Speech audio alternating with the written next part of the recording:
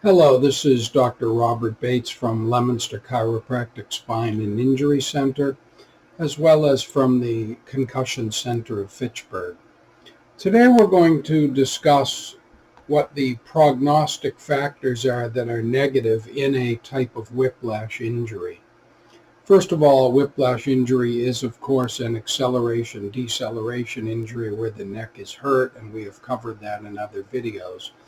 A bit about my education. I am a Clark University graduate, biology major, pre-med program, a Palmer College of Chiropractic, doctorate in chiropractic, magna cum laude graduate, a 1989 graduate of the Carrick Institute, diplomate in neurology. I have written several books, many articles, and have read research on almost a daily basis for decades.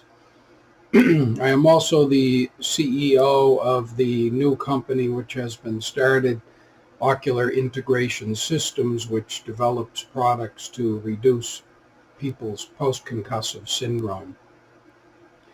So let us talk a little bit about the negative prognostic factors.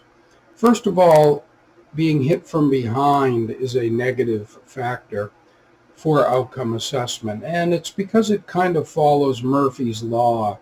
When you're hit from behind, your head will accelerate in relation to your body moving forward. The head is not moving as the body moves forward.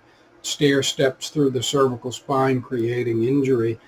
But just as soon as the vehicle begins to slow down over a couple hundredths of a second, you propel off of the back seat and the headrest, creating a greater deceleration syndrome. So it turns out that it creates considerable more damage in your cervical spine.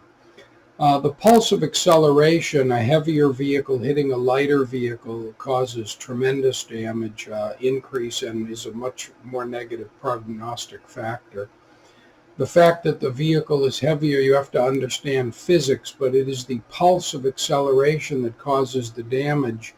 If the vehicle is stuck in cement and hit from behind, the back of the vehicle would be crushed, but there would be no injury because there's no movement. If a heavy vehicle hits a lighter vehicle, and especially if the vehicle that is being hit is stopped, then you have a much greater pulse of acceleration and much more damage. In fact, it is almost impossible in the research to correlate vehicular damage with the amount of bodily injury of the occupants of the vehicle. If you have a seatbelt on at slower speeds, it creates more damage because it holds your body still, and when your head propels away from your body, there is more damage to the neck. If you are unaware you are about to be struck, there is usually more ligament damage, and it is worse prognostically than it would be if you are aware and you can stabilize some of the musculature. The reflexes for muscle firing are slower than the speed of the head, and it does not help you after the fact. If the head is turned, there is much more damage, especially in a rear end collision, because you have more damage and more tightening in certain areas in the neck that are torn more easily. If the headrest is too low, or if the headrest is more than 2 inches from your head, then you have much more damage in the cervical spine. We covered the fact that if your vehicle is stopped, and that's because the pulse of acceleration will be much higher than if you are slowly moving forward or slowing down or starting to accelerate.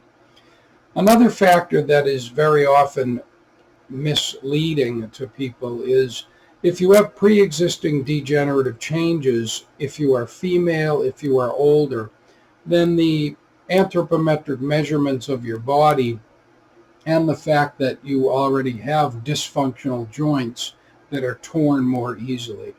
If you have any questions about your specific problems, you can always go to my website, leominsterchiropractic.com, or the Concussion Center of Fitchburg.com. I am always available to answer your questions and to give you some help. Have a great day.